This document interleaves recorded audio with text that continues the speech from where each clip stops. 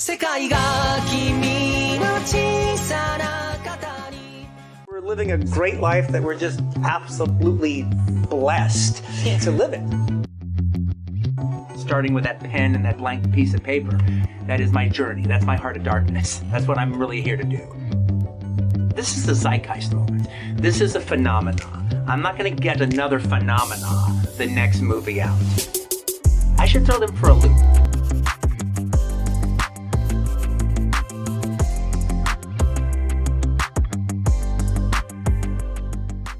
अस्सलाम वालेकुम, मेरा नाम है Faizan Khan. Welcome to another episode of making an animated short film, जहां पर मैं अपने एनिमेटेड मूवी बनाने और सीखने के प्रोसेस को डॉक्यूमेंट कर रहा हूं, sort of like a dialogue series. Last episode में मैं नॉन स्टेप्स के बारे में बात की थी जो अपनी मूवी बनाने में यूज़ करने वाला हूं, and in this episode I am going to talk about writing screenplays. सबसे पहले तो स्क्रीन प्ले या स्क्रिप्ट से मुराद वो टर्म वर्क होता है जो किसी movie, television series, video game या किसी भी मीडियम के लिए लिखा जाता है जो लोग देखेंगे।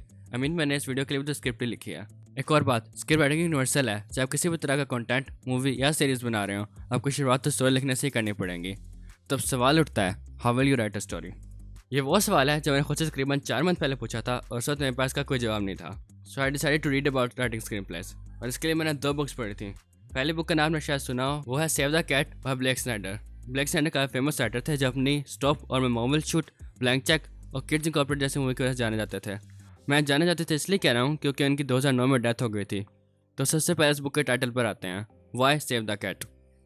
इसका मतलब आपको अपने स्क्रीन प्ले में कोई ऐसा मोमेंट चाहिए जहाँ आपका मेन प्रोटैगनिस्ट कोई अच्छा काम करे, जैसे कि एक बिल्ली को बचाना। इससे होगा ये कि ऑडियंस जो वो स्क्रीन प्ले देख रही है वो चाहेगी कि वो जीते, वो मेन कैरेक्टर से कनेक्ट कर पाएगी, जो कि अच्छी स्टोरी में बहुत ज़्यादा इंपॉर्टेंट है। अगर आपकी ऑडियंस मेन कैरेक्टर से कनेक्ट ही नहीं कर पा रही तो चाहे वो जो भी कर ले या उसके साथ जो भी हो जाए, ऑडियंस को उससे कोई फ़र्क नहीं पड़ेगा।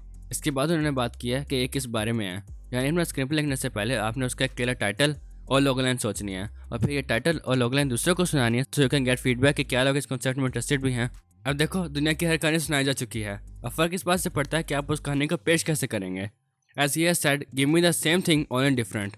ही also talk about his Blake Snyder beat sheet और BS2। ये वो 15 बीट्स हैं जो काफ़ी सक्सेसफुल मूवीज में पाई जाती हैं। इसके अलावा भी वो कैसे तमाम मूवीज़ को 10 कैटेगरीज में डिवाइड कर सकते हैं और बहुत कुछ के बारे में बात करते हैं, और ये सब कुछ जानने के लिए आपको बुक पढ़नी पड़ेगी, वरना पूरी वीडियो सिर्फ उसी बुक के बारे में हो जाएगी। और दूसरी बुक थी crafting a short screenplay that connects by Claudia Johnson. ये बुक मैंने इसलिए पढ़ी थी because I myself wanted to write a short film. और इस बुक के मेन पॉइंट के बारे में बात करें तो शी टेल्स कि अच्छे स्क्रीन प्ले में सिर्फ कॉन्फ्लिक्ट ही नहीं, कनेक्शन भी बहुत इंपॉर्टेंट होता है। कॉन्फ्लिक्ट से मुराद दो लोगों के दरमियान स्ट्रगल है, और यही किसी नैरेटिव को आगे बढ़ाता है। She also talk about a lot of other things such as writing with a partner, और बहुत सारे एग्जांपल्स भी देती हैं। एंड अगेन ये सब जानने के लिए आपको बुक पढ़नी पड़ेगी।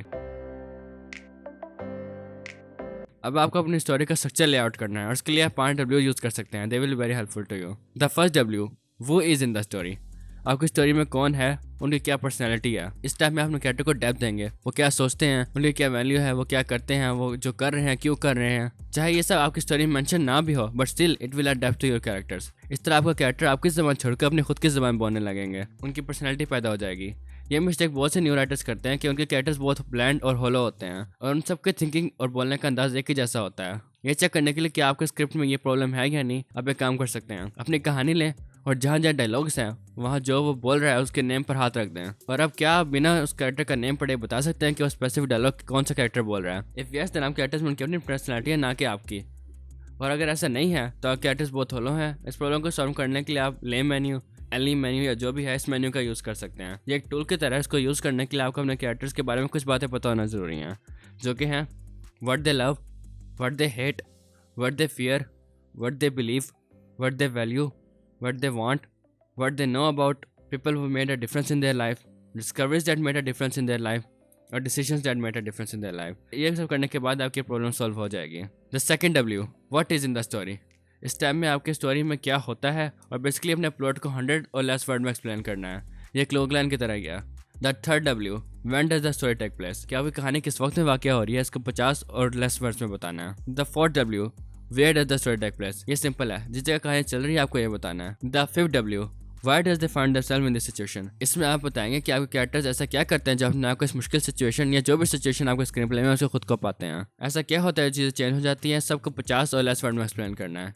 ये सब करने के बाद you will have a 3 dimension look at your story, जो आपको राइटिंग में बहुत हेल्प करेगा। इसे आउटलाइन की तरह समझें। और सबसे इंपॉर्टेंट बात पे आते हैं। स्टोरी राइटिंग के दौरान आपके साथ ऐसा हो सकता है कि आपने एक स्टोरी लिखनी शुरू की पर अब उसको ख़त्म नहीं कर पा रहे। इस प्रॉब्लम को सॉल्व करने के लिए आप यूज़ कर सकते हैं डैन हार्मन स्टोरी सर्कल, जो इन्होंने सालों के स्टोरी टेलिंग प्रिंसिपल्स को जोड़ के बनाया है। ये एक इजी टू यूज़ गाइड है जो आपको अपनी स्टोरी फिगर आउट करने में बहुत हेल्प करेगी। It seriously help me a lot. In case आप डैन हार्मन को नहीं जानते, he is an American screen writer जिन्होंने adult swim animated series Rick and Morty को क्रिएट किया था। Now let's talk about story circle, और मैं इसको एक्सप्लेन करूंगा अपनी मूवी की एग्जांपल देकर। पर उससे पहले आपको बता दूं कि मेरी पहली स्टोरी नहीं है। I spend almost 2 month writing a short screen play जो मैंने यूज़ नहीं किया। इसकी वजह ये थी क्योंकि उसमें बहुत सारे कैरेक्टर्स, लोकेशंस और डायलॉग थे और मैं भी इतना कुछ हैंडल नहीं कर सकता। तो मैंने न्यू स्टोरी लिखी जिसमें कोई डायलॉग्स नहीं और ना ही ज़्यादा कैरेक्टर्स और लोकेशंस हैं। और जबकि आपको ये बता चुका हूँ, let's talk about first step of the story circle. Step number 1, characters are in their zone of comfort. इस स्टेप में आप अपने कैरेक्टर्स को इंट्रोड्यूस करेंगे। जैसे I have 2 main characters in my story, Asas and Arika. अब Asas अपने बड़ी बहन के साथ अर्बन एरिया में रहता है और अरिका अपनी फैमिली के साथ थोड़े पहाड़ी लेस डेवलप्ड एरिया में रहती है, which is they are in their zone of comfort. Step number 2, but they want something. इस टाइम में आपने कैरेक्टर की नीड्स बताएंगे, वो क्या चाहते हैं। जैसे कि असास लंबी वेकेशन पर जाना चाहता है, अरिका को वाइल्ड लाइफ एक्सप्लोर करना है। Step number 3, they enter an unfamiliar situation. यहाँ से स्टोरी का क्योस वाला पार्ट शुरू होता है और इस टाइम में स्टोरी के एक्ट 2 में आते हैं जहाँ हम कैरेक्टर अपनी जर्नी पर निकलते हैं। जैसे मेरी स्टोरी में सास अपने वेकेशंस के लिए अरिका के फादर के होटल में रह रहा होता है, पर एक सुबह जब वो दोनों बाहर वॉक पे गए होते हैं तो होटल वाले एरिया में बॉम्ब ब्लास्ट हो जाता है जिसमें सास की सिस्टर और अरिका की फैमिली मारी जाती है। Step number 4, adapt to it. इस टाइम में आपके कैरेक्टर्स अपने प्रॉब्लम को ओवरकम करते हैं, जैसे कि अरिका और असास इन हालात का सामना करने के लिए टेररिस्ट अटैक वाले एरिया से बाहर भागना चाहते हैं despite of what they have lost. Step number 5, get what they want.